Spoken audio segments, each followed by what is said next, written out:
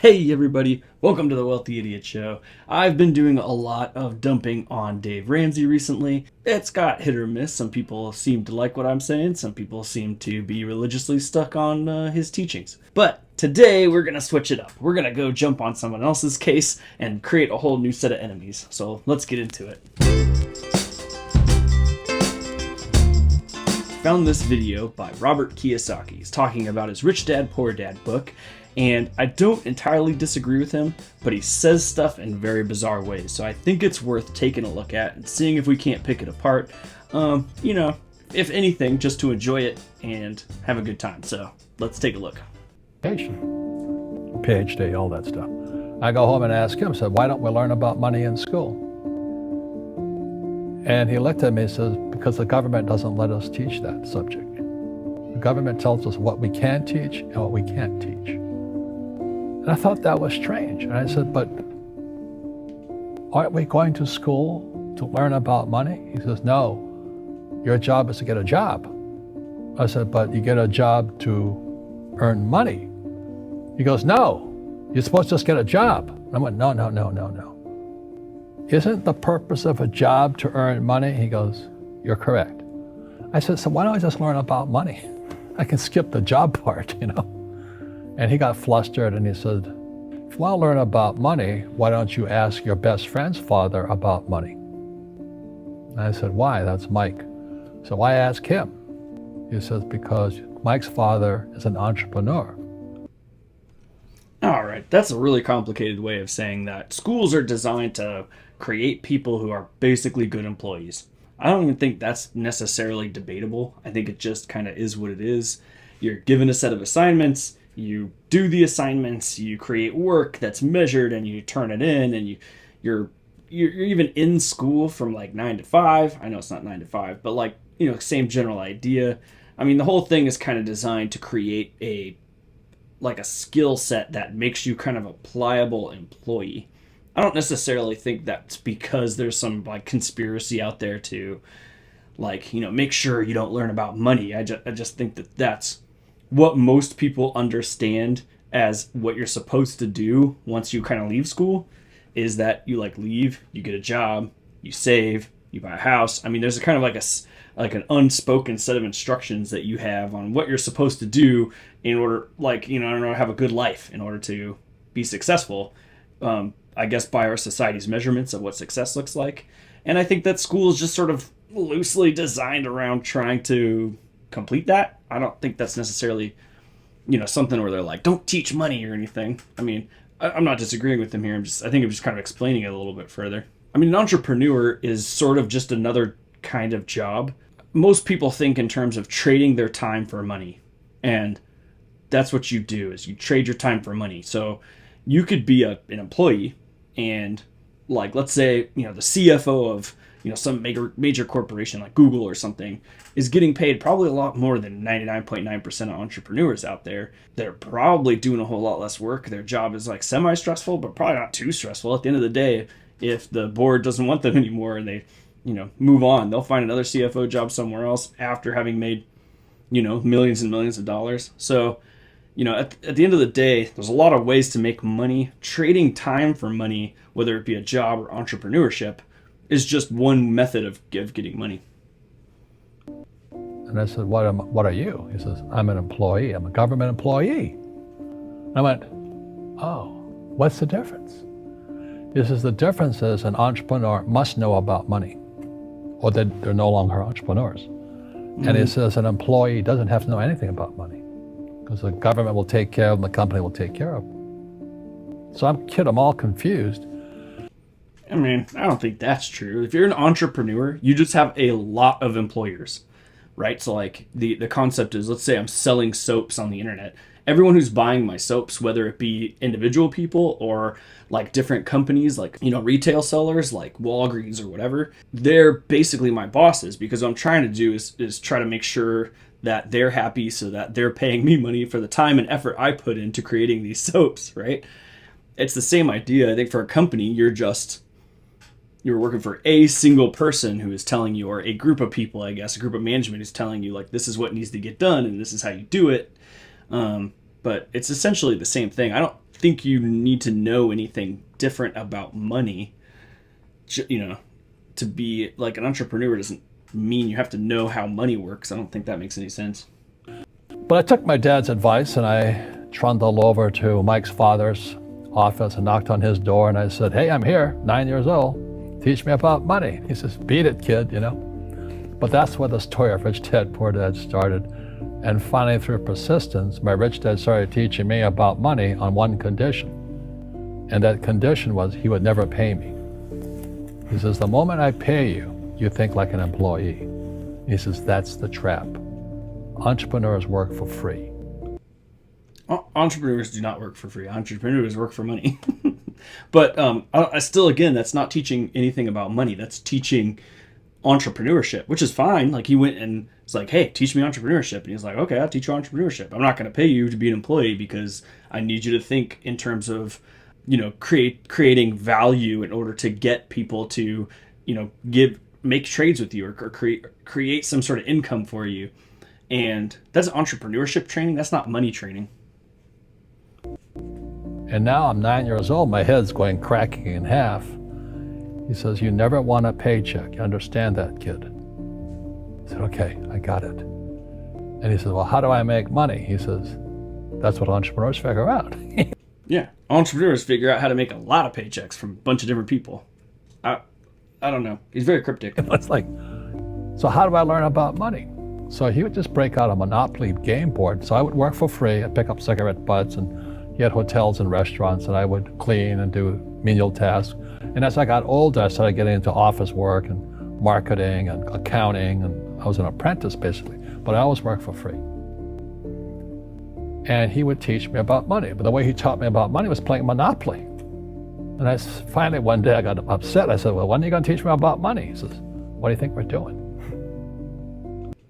So it sounds like what he's saying is he's an employee. Instead of trading his time for money, he's trading his time for information, which is, you know, it's still a trade. You're still making a trade. You're still an employee. And he's taking the information, and it sounds like he's about to say something about, like, you know, real estate investing. Okay, so you traded your time with this guy for information about real estate investing, right? I don't know if I would do that necessarily. There are a lot of people who will teach you about real estate investing for free. We've got YouTube channel stuff on here about real estate investing. We're going to add a lot more because it's one of my favorite kinds of investments. I don't think that you need to work for me as like a, you know, slave apprentice to get that information. And I mean, maybe you did at his time because, you know, YouTube wasn't really a thing. We're playing Monopoly. He goes, "No. What do you think we're doing?" We're playing Monopoly. He says, "What do you think we're doing?" So I don't know. I'm teaching you about money. And then that's when, you know, you have one greenhouse. You know, he says, there's many formulas for great success in money. There's thousands of them. But one of the best ones is found on the game of Monopoly. It still is today. 4 greenhouses, 1 red hotel. I said, "What?" He says, one of the greatest ways to acquire great wealth is playing Monopoly in real life. 4 greenhouses, 1 red hotel. "But is that all there is?" He goes. That's a real cryptic way of saying, like, buy some real estate and then get some cash flow and then trade that cash flow in for more real estate. And then once you have like a good chunk of real estate, you could start selling it off and using the money to buy larger things like apartment complexes or something. Like, that's a real around the bout way of just explaining that concept. That's it. And he says, "What do you think I'm doing?" And I went, "I don't know." So then he took me out and he showed me his greenhouses. And 10 years later, when I was 19, I was now in school in New York, and I come back to Hawaii, and Rich Dad had bought the biggest piece of land smack dab in the middle of Waikiki Beach. And when you go to Waikiki Beach today, you'll see the Hyatt Regency Hotel. That was his hotel. Just like the game of Monopoly. Just like the game of Monopoly. It's not just like the game of Monopoly. He didn't trade in, like, he made enough equity to buy a piece of property in a place where he thought it was going to increase in value. Like, I don't know how many of you are sitting in an area where you like know for sure this is going to be a hit spot or something, but and then make a deal with some major company in order to like build a hotel, because there's no way that guy had the cash flow to do that. So he had to get like deals with the banks to lend, or with Hyatt as a company to slap their name on it. I mean, there had to be a number of deals made, or kind of collaborations in order to produce this thing, and he produced it and he makes bucket tons of money. I'm not discounting that, but I'm not sure that's exactly exactly like the game of Monopoly, or reproducible by just about everybody. Acquired assets, and they became bigger assets. He just kept what's called an assemblage, because that property wasn't that big at that time. So he had to buy out all the small guys. Because Waikiki was a little dirt water little town. So he'd buy out this shop owner and buy that shop owner. And it took him a while, but he finally assembled this large piece of property. And then he and Hyatt put up this giant hotel. Mm-hmm. It just sold for $800 million. So that's how I learned about money.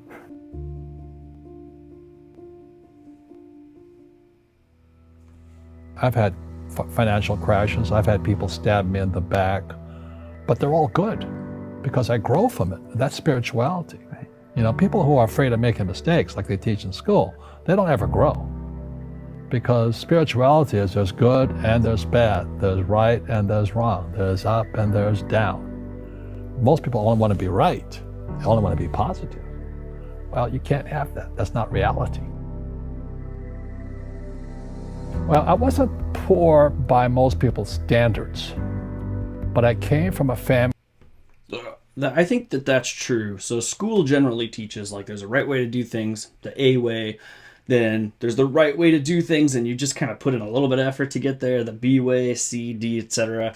And then, the teacher grades it and they pass it back to you, and you try to improve that over time. And it's not a real, sort of trial and error, figure stuff out kind of mentality. It's not like this collaborative method of becoming better over time or figuring things out, right? So a lot of people will say in terms of entrepreneurship that like, you have to be willing to make mistakes. You have to be willing to just do stuff. Just get out there and start doing things.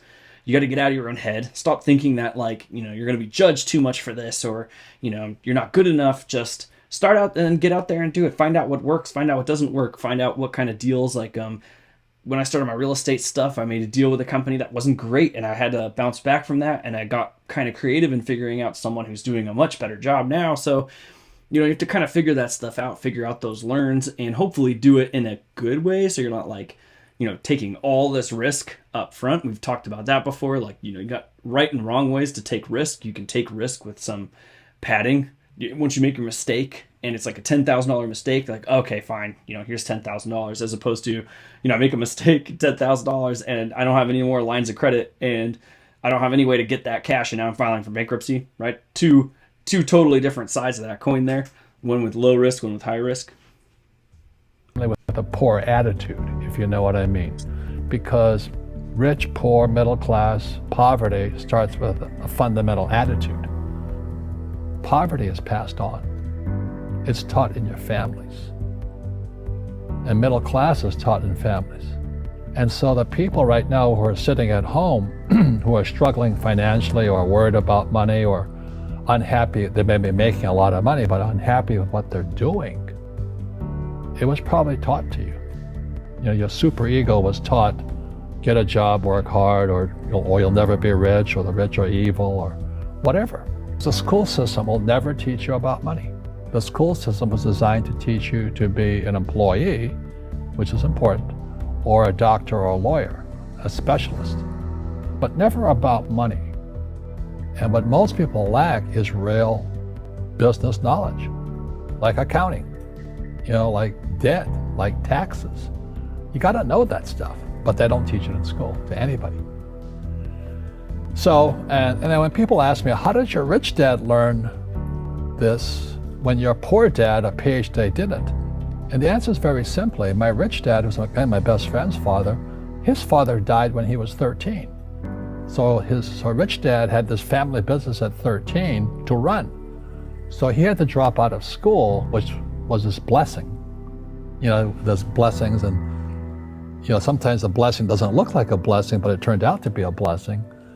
And then his teachers became his bookkeeper, his accountant, his attorney, his banker, his real estate agents.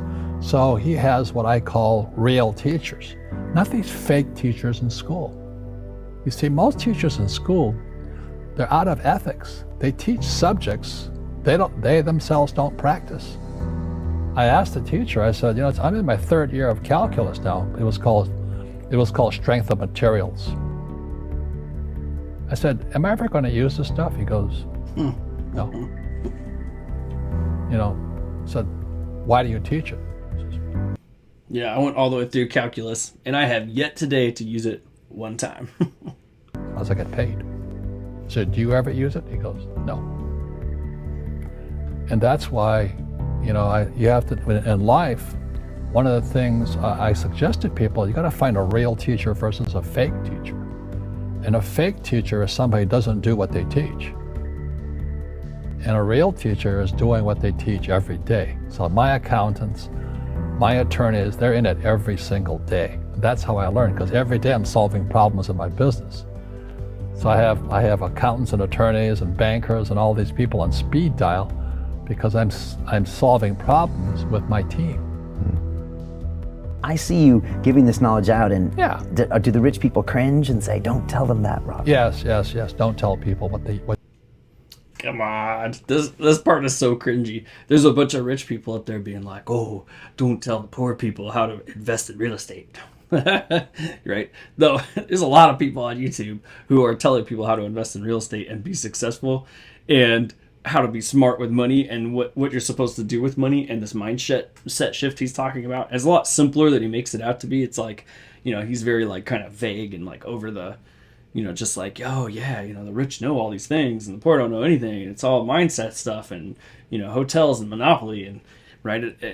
I'm going to break down when this is done exactly what he's referring to here. And it's really not all that complicated, but yeah, there's no rich people who are running around being like, oh no, don't tell people. Keep them poor.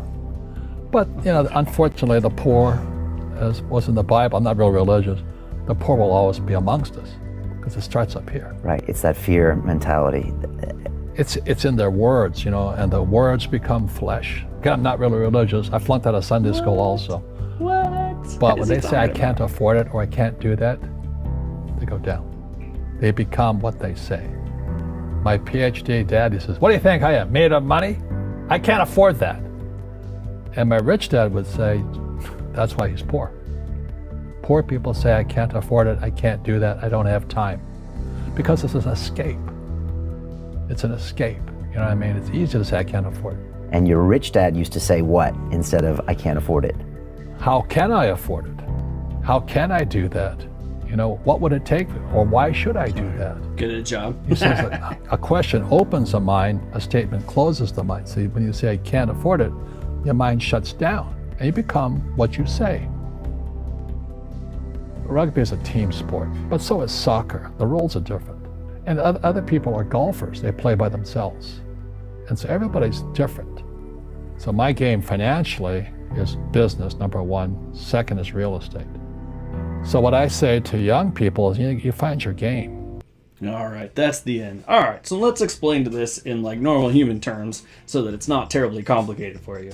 What he's saying is, like, your job is to, or you're designed to think in terms of, I'm going to trade my time for cash. Then I'm going to use that cash to live my life, right? I'm going to buy a car, buy a house, pay off my mortgage, get food with that cash, and I'll invest some of it because, for retirement or whatever. And then I'm going to keep this process going over and over and over again until, the day that I'm ready to retire. That's how most of us think, and most of us are designed to think. And he's trying to say that his dad, who had a PhD, thought this way. He's a very smart guy, but he thought in terms of like, I work, collect my paycheck, use my paycheck to fund my lifestyle. What Robert is suggesting here is an alternate way of thinking, which is instead of working to collect your paycheck to fund your lifestyle, you work to collect your paycheck to fund assets. Or in some cases, like real estate, you can leverage, so you can get some debt in order to buy assets that you probably wouldn't have been able to buy otherwise, and will dramatically increase your gains. Obviously, in conservative ways, we talk about that a lot. It's not one way or the other. It's not, you pay down all your debts, you don't take anything out. And then on this side, it's like, you take out all the debts, you don't have any backup cash. There's a really conservative way of following these steps and making sure you're getting these things. And the concept is like, okay, you build all these assets up. The assets are going to leak cash. So they're going to appreciate, they're going to have cash flow, especially real estate has some kind of cash flow. And over time, as you build that up, you're going to get to the point where all of that leaked cash could then go to fund your lifestyle. And so you're going to keep funding this tree who is going to just keep giving you more and more fruit. That's essentially all he's saying. And when he starts off and he says like, be an entrepreneur, and I was taught like about money, and he kind of conflates this whole concept of entrepreneurship and money. You have to get money somehow. It really doesn't matter where it is that you're getting that money from. What matters is, are you being compensated for your time well? I have a job. I'm using my job to fund this tree that we're talking about. And then the fruits from the tree is what we're using to live off of in this household. And in fact, we'll be able to totally live off of the fruits of that tree probably in the next year or two. And it's generally, if you put it down on paper, it's about 10 years of funding this tree, building these assets, creating this wealth, until that wealth can then start to cover your lifestyle, and you're continuing to build wealth. And if you still have that job and you're still pumping money into it, even after that 10 years, now you're getting to the point where it's no longer about financial independence. Now it's about really building wealth. And you could take even more risks, because as you have so much wealth past what it is you need to survive, that stuff doesn't, like, you can lose some of that and you would be okay. Or in most cases, it's not a total loss. You lose some of it a little bit now, and then you get it back later because the economy does this, but ultimately it keeps going up, right? So all he's saying here is like, look, you could be an entrepreneur and you can fund the tree. You can get a good job and you can fund the tree. It really doesn't matter. Whatever you think is the best way to trade your time for money, instead of taking that money to fund your lifestyle, work as hard as you can to build that tree, and then start living off the fruits of that tree, and that's how you get great wealth. So that's all he's saying. I think he's making it a little bit complicated by talking about like, there's some conspiracy out there to train you to not want to build that tree and to, keep you poor, and all the rich people are trying to keep you poor. I wrote this book, and Rich Dad Poor Dad said something about monopoly, and now I'm rich today, and because, business and real estate. You're like, I don't know. That was a lot of hand waving that didn't mean a whole lot of stuff. But at the end of the day, it really just means get cash, or find your best way to get some kind of income. It could be entrepreneurship, you get a job, you get money. Instead of spending that money on your lifestyle, start planting that tree, start growing it, water that tree, get it nice and big, and then instead of buying the fruit, you can now get the fruit unlimited yourself. That's what it's saying. And that's what we're trying to teach here. Financial independence is the biggest peace of mind. Everyone talks about like, paying off your debt is a peace of mind. It isn't. Like, yeah, you don't have that debt anymore, but you still have to have money to survive. And where's that money coming from? Is it coming from your job? Are you going to work until you die? Or are you going to fund some sort of, or grow some sort of tree that's going to provide fruit for you? And if you could provide so much more fruit than what you could ever do with, then you're just growing forever, and you don't have to worry about money, and it has that peace, gives you that peace of mind. So, thought it was a nice break to pick on Dave Ramsey, and we'll go pick on Robert Kiyosaki instead. But actually, what got me into this whole thing was Robert Kiyosaki and Rich Dad Poor Dad. Read that book, started thinking about stuff a little bit differently, and so, I knock him around a little bit, but he really did kind of set me off on the right path. I think he set my partner up on the right path, so, maybe go check out his book, and make sure to like and subscribe so we can get this information around to as many people as possible. We can all be super passionate about finances, and everyone can be as successful as they possibly can. So thanks for stopping by. I'll see you guys next time.